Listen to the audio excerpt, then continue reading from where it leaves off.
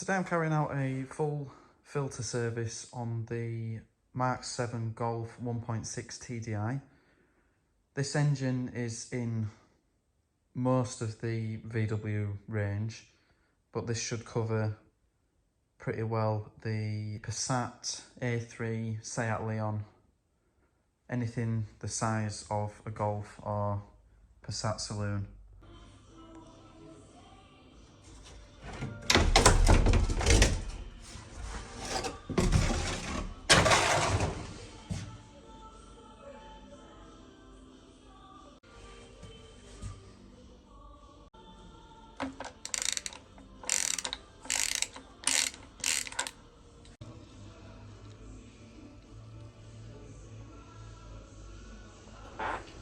The sump plugs on these are a whole unit including the washer, so if you want to replace them you'll have to get a full new sump plug. Leave the oil to drain as long as possible.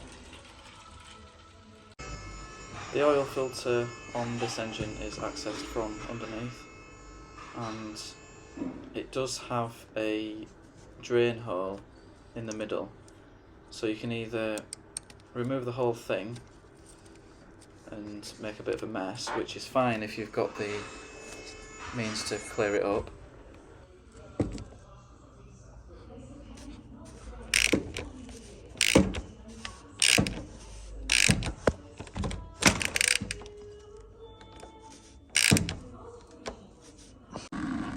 The messy way, but we can clean this off with brake cleaner.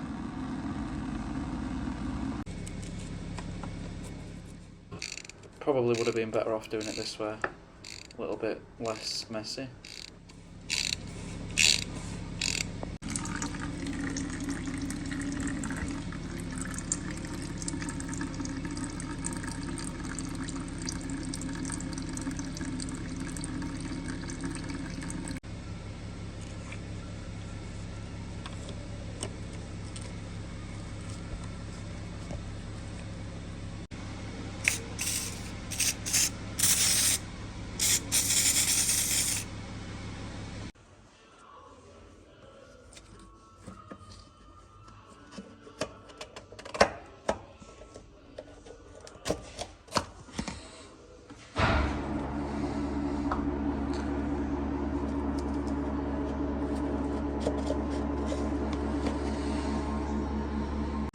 Remove the sump plug again.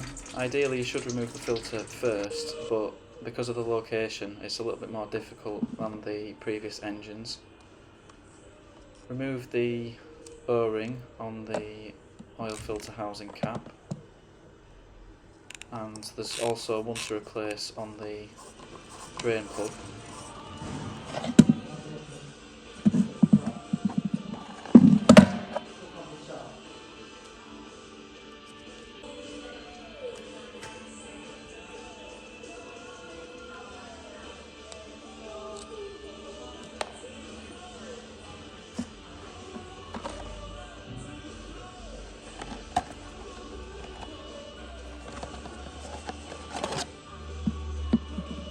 So, it's pointing down.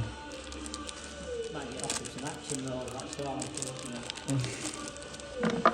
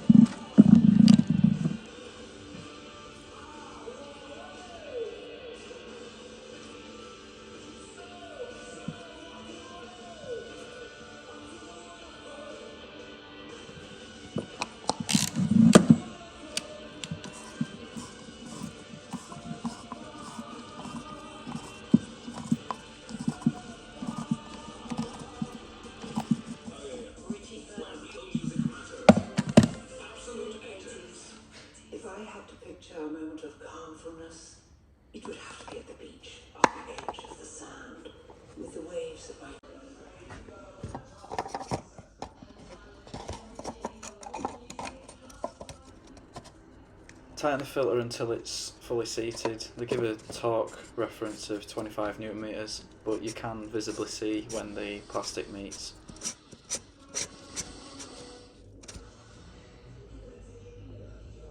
Torque for the sump plug is 30 Newton meters.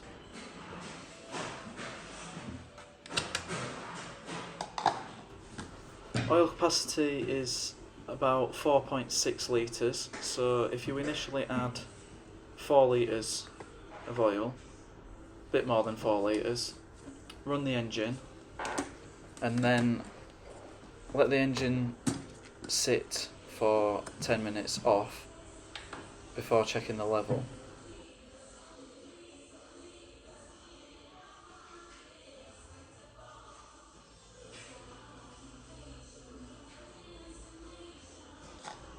Replace the filler cap before starting the engine.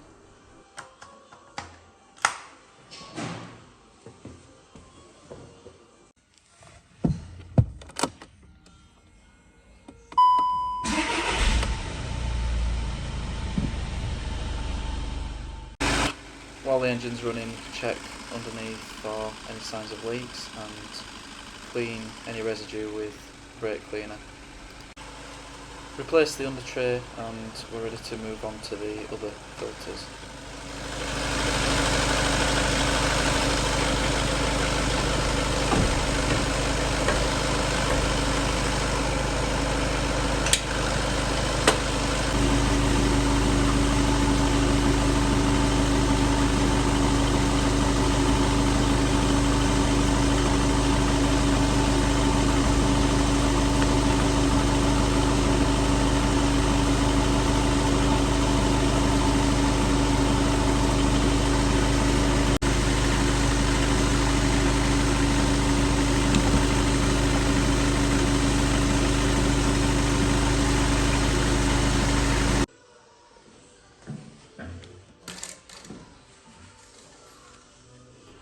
Having had the engine switched off for 10 to 15 minutes, remove the dipstick, clean it, put it back in and get a level reading, and you'll want to top it up as necessary.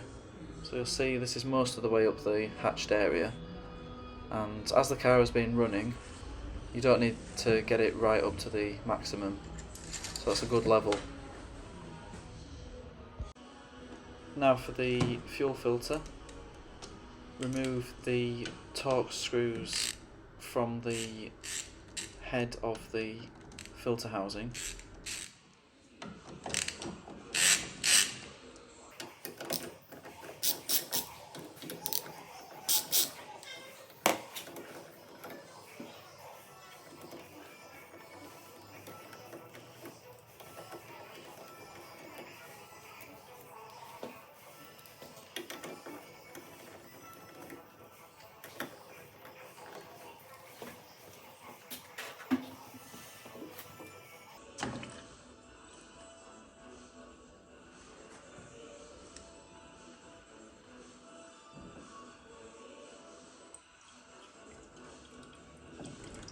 Let the fuel drain out best you can.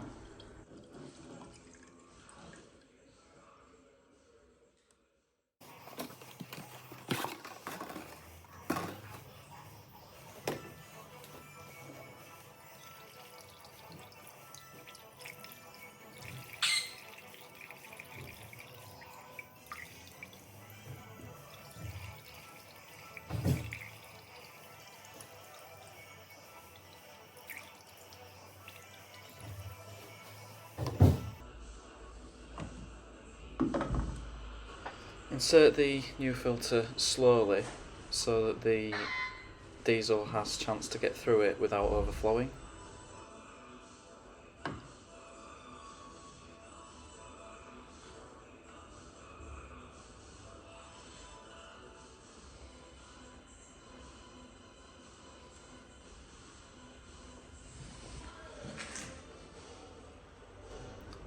Make sure the rubber seal isn't dry when closing up the filter head.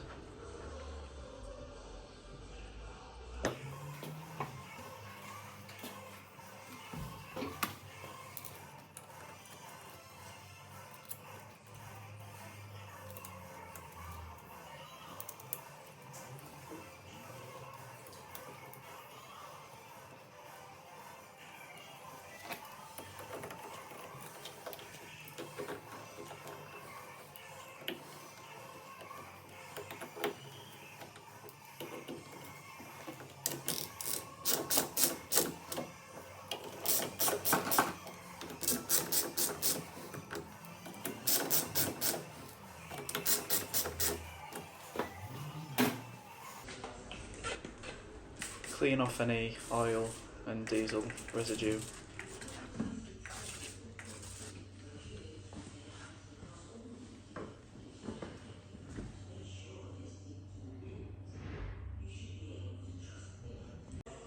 Now for the air filter, got torque screws all around the top of the air box. Don't miss the ones at the back.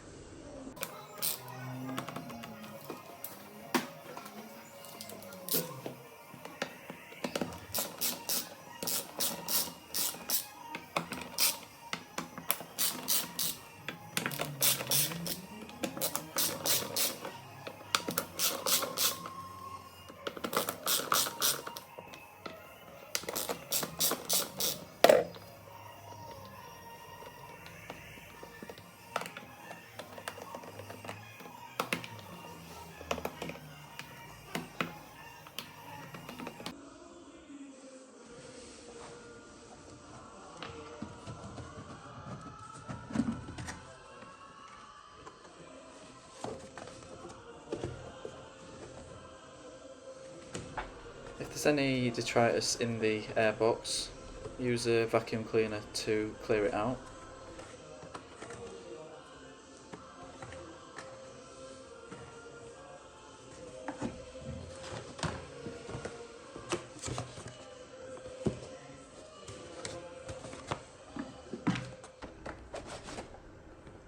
Try not to handle the filter more than necessary. Make sure that the rubber seal around the edges is pushed down fully.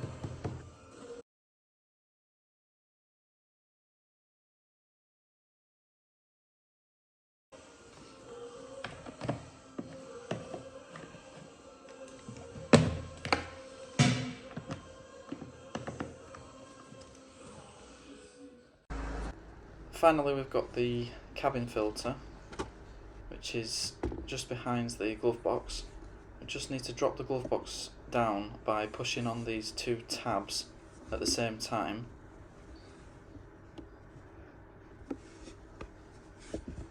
And this will allow the glove box to drop fully.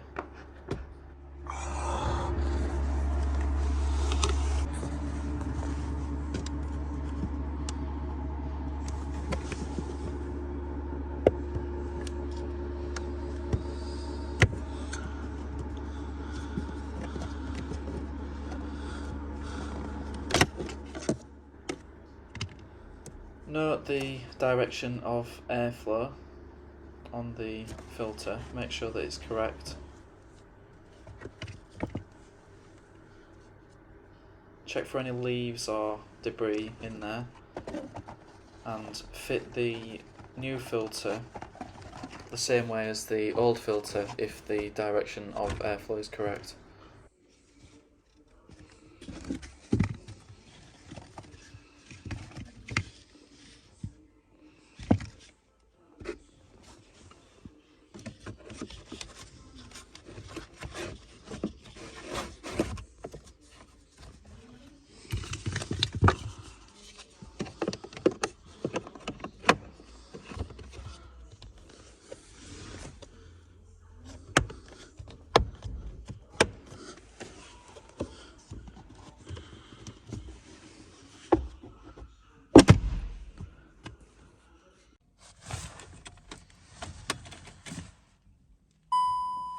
To reset the service light, with the ignition off, press and hold the trip counter reset button while turning on the ignition.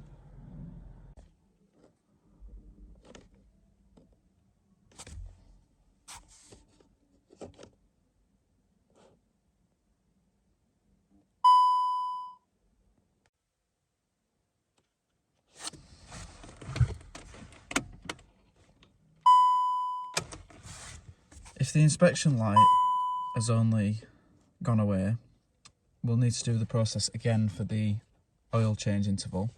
So press and hold the trip counter reset button again while turning on the ignition.